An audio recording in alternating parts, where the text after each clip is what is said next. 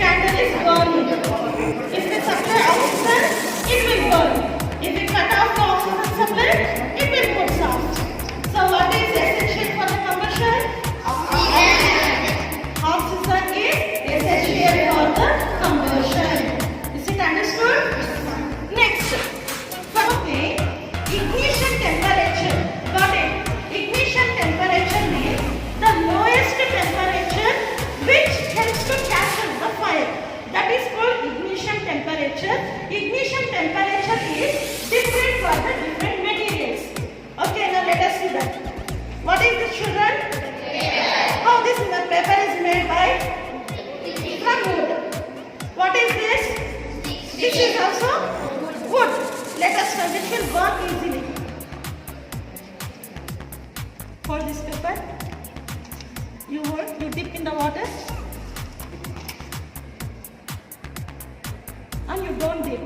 Keep on the flame. Which is burning, children? The paper which is not dipped in the water. It is captured the fire. Now, this paper was dipped in the water. Now let us see. Is it catching the fire? So water will lower the temperature.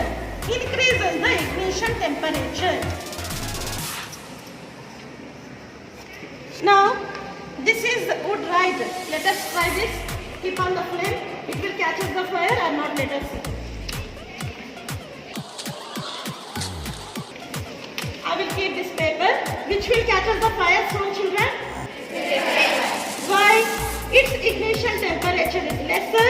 Its ignition temperature is higher. So it will catch the fire soon.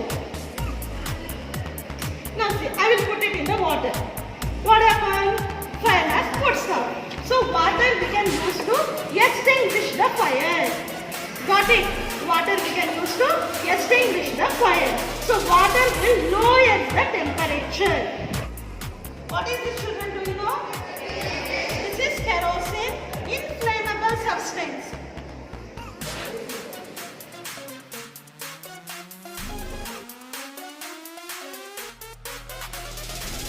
Burning of gaseous particles is called flame. Wood will do more flame. Charcoal do not give flame. Maybe you are thinking the flame is coming. The dust particles are present on the charcoal. Those dust particles are burning, children. The flame will come until the dust particles will finish. Okay. So children, this is flame. This is combustion. Actually, here also there is a heat energy. But this flame is not coming because there are no gaseous particles in the charcoal. But wood have gaseous particles. Flame is burning of gases. It's called flame. Got it, children? Now, how to extinguish the fire? How to extinguish the fire, children? There are three methods. Either we can remove the oxygen supply or we can lower the temperature and remove the fuel. Let us try how to extinguish the fire. The first method, to pour the water, sir. By pouring water, it will reduce its temperature. This is one method. Second method, we can spread soil also because that will cut down the oxygen supply. Next, we can remove the fuel. See, these are the fuel, right? It is burning. We can remove this fuel to extinguish the fire. So water will reduce the temperature and we are removing this comes into gases. Generally solid into liquid, liquid to gaseous, right? Now there is one more concept, sublimation. The direct conversion of solid into gases without changing into the liquid. That is called sublimation. Let us see now. Solid state, right? If we burn, what will happen? Actually, it will turn into liquid, no. But according to sublimation, it will directly turn into gaseous state.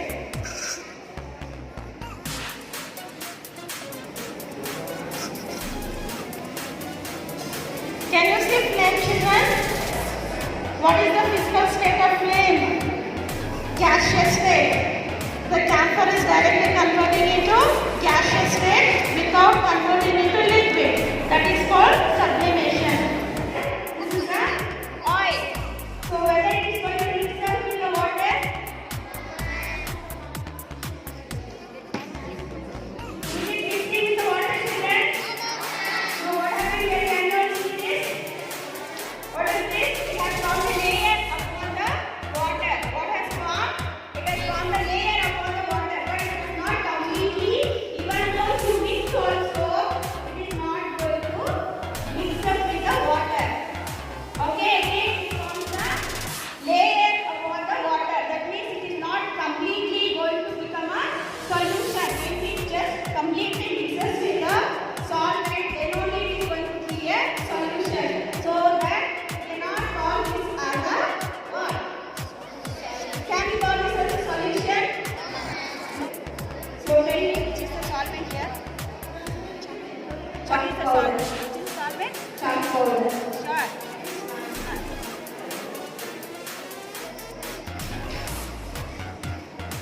Yes. Can you see these children? So what we have done with this is we have made the chalk powder with this water. Okay. So now which is the solvent here? Which is the solute? Water. Which is the solvent? Chalk powder is the solvent, right?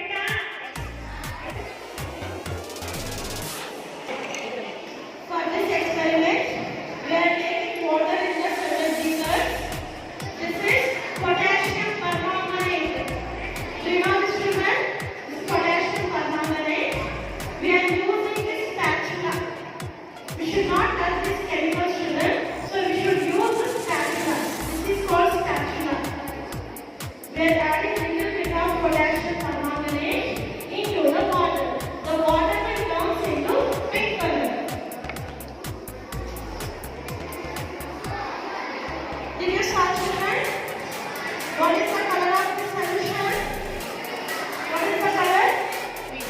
It means potassium permanganate particles are dissolved in the water.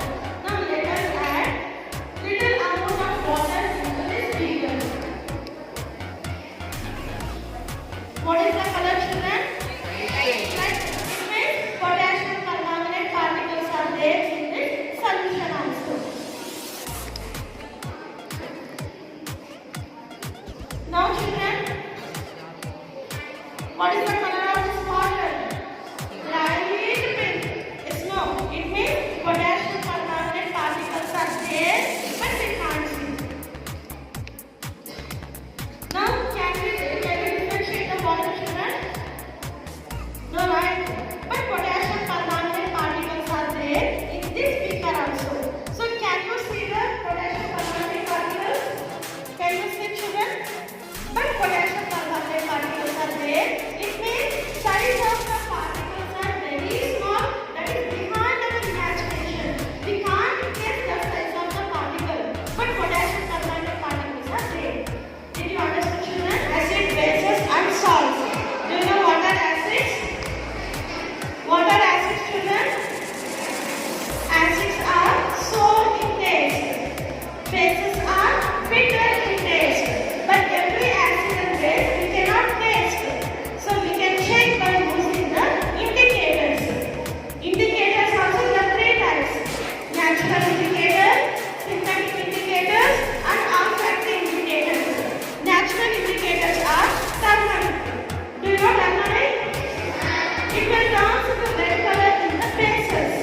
It will be remains yellow in the acids and the neutrals. Next, synthetic indicators are there. That is phenolphthalein solution and methyl orange. These are the synthetic indicators, children. These are made in the laboratory. Even these will change these colors in acids and the bases. What is the nature of water? Water is neutral. Oxalic acid. I am taking oxalic acid.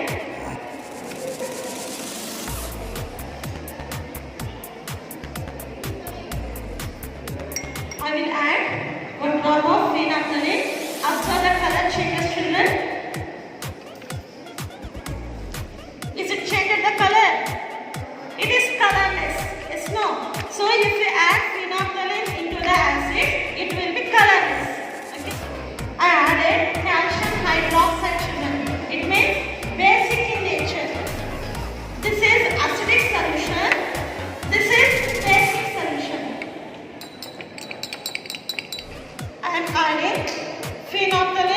the basic solution.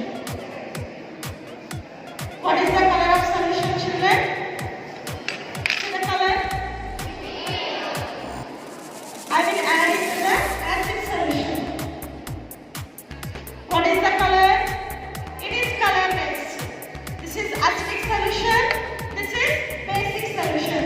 If I add phenolphthalein into the bases, it will turn into pink color. If it turns into pink color, we should identify this is basic. If it is colorless, this is acidic. Its activity name is magnetic field lines around the bar magnet. Where the bar magnet is center of that. Now I'm spreading the iron fillings. Now let us go patterns.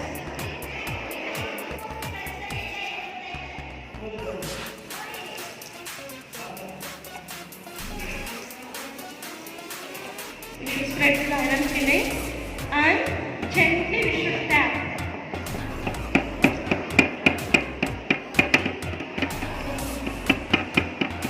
These are the magnetic field lines. They are parallel with each other.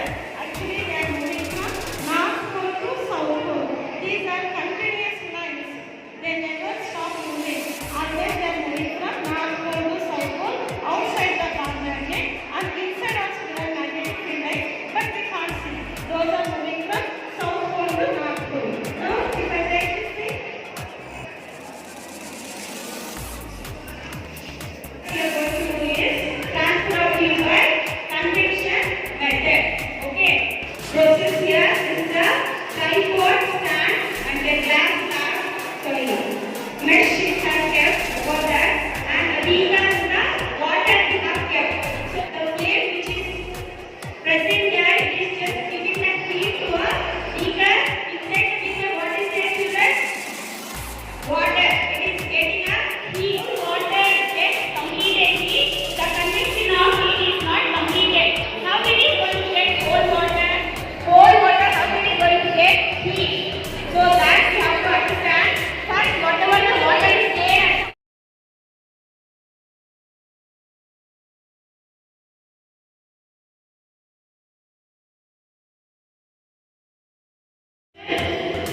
These are the immiscible liquids. We took liquids only, but these are immiscible. It means it cannot dissolve. Now see the layers. Down water is there, then castor oil and kerosene. These are liquids, but these are immiscible. I will stretch the layers. It won't mix.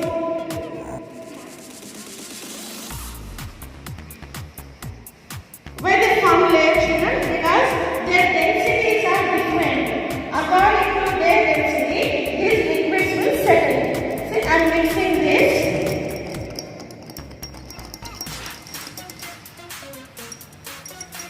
Wait for a minute, children. Again, form layer.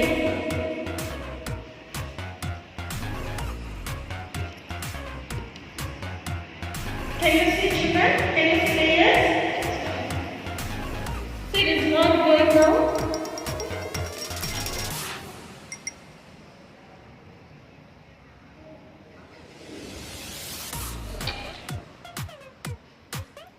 Kerosene's density is lesser than the castor oil.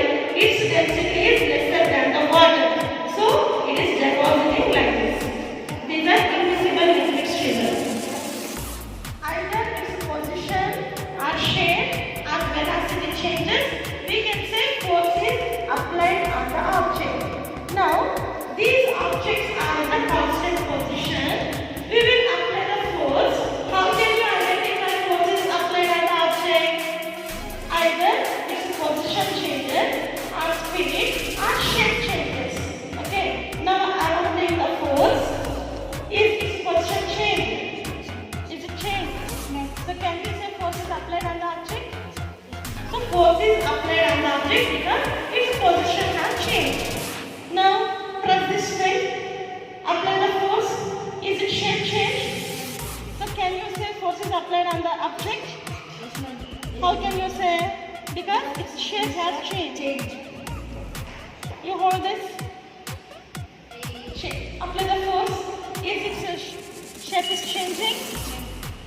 which force is applying on the object? Now already the object is moving. I will apply the force. This object's velocity will get changes. See, its velocity changes. Already it is moving slowly. If I apply the force, its velocity changes. It means either it will go faster, it will go slow. Based on the Newton's first law. If you pull the paper fastly, the coin will fall in the glass. If you are pulling slowly, the coin will come along with the paper. It means when we are applying the more force, it will apply only on the paper. It won't apply on the coin. If you are applying slowly, the force will apply on both paper and coin. Now you should say, where is force is applying? Where children? Is force applying paper and coin both? No, only on paper. Now you move slowly, it will come along with the paper. If you move faster, it will pass in the glass. Like that. Without disturbing the glass, take the paper, apply force only on paper. The glass should not come.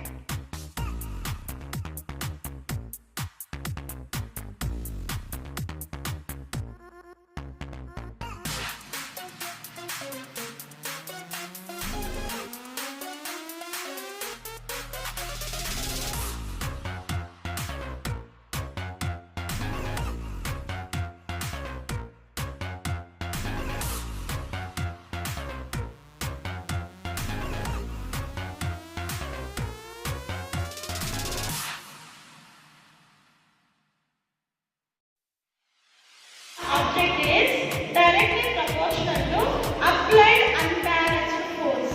If I apply the less force, the momentum will be lesser. If I apply more force, momentum will be higher. I will show you. This is the object.